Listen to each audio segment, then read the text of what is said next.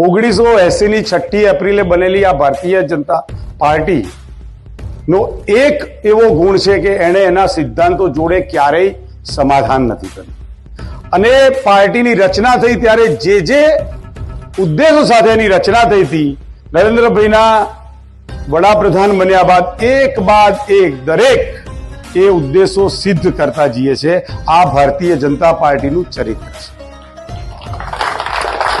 દલ સે બડા દેશની ભાવનાથી કામ કરતી આ ભારતીય જનતા પાર્ટી છે અને એ પ્રધાનમંત્રીથી લઈને રાષ્ટ્રીય અધ્યક્ષથી લઈ અને નીચે બૂથના અધ્યક્ષ સુધી આ બધા વિચારોનું સિંચન કરવા માટે નીત નવી બેઠકો કરે છે, ચિંતન શિબિરો કરે છે.